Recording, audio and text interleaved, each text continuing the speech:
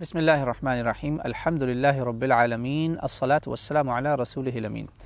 There's a very, very common problem that a lot of us face. We've made it into a problem. The brothers say that you should use siwak, you should use miswak, using chemically whatever prepared toothpaste or a mouthwash will nullify your fasting because it has a taste and you will swallow the stuff. Well, brothers and sisters, let's be practical. The miswak that we use, I can pick up a miswak for you right now from these beautiful trees, and I can start brushing my teeth. Subhanallah, even the wood has a taste. Actually, sometimes they may even have nutrition. So this is not a valid argument that a miswak, the wooden thing that Muslims use traditionally, has no taste, whereas toothpaste has a taste. Both have a taste. What you want to avoid, that don't swallow it inside. What I do, subhanallah, and again, if accidentally mouthwash went into your body, you did not intend it, no one wants to drink that stuff, So if accidentally it went in, it does not nullify your fast, but you have to work, you have to meet your coworkers. You don't want them to know that fasting is a horrible thing because these people stink when they're fasting. Let's not do that.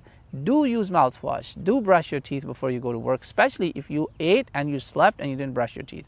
One of the things I recommend is actually the minute you do your suhoor, before you go for fajr, make sure you do mouthwash, you do floss, good flossing, water floss, or floss with a regular thread, and brush your teeth. Wallahi, this will be good for your health, your oral hygiene also, inshallah, and your co-workers will be happy from you.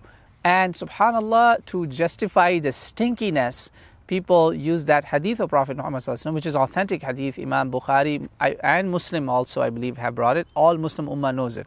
La khalufu sa'im atyabu inda Allahi min rih al-misk. They say, brothers, let your mouth stink, let it smell, because this smell, Allah loves it more than any best of the best perfumes in this world. Yes, the hadith is true, but it's not talking about the food odor, my brothers and sisters.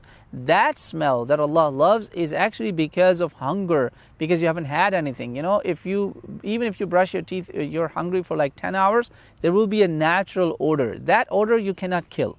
That's fine. But we're talking about that nasty food smell, the spices and all the other stuff. I don't want to mention that. That stinks. The meat pieces stuck in there and all the other stuff. SubhanAllah, let's not confuse the dirty odor versus the good odor that might not smell good, loved by Allah subhanahu wa ta'ala. So that dirty odor is different. Allah is tayyib, He's pure, He loves purity. Let's purify our mouths, inshallah, before we go back to our beds or work, inshallah. Wallahu a'lam.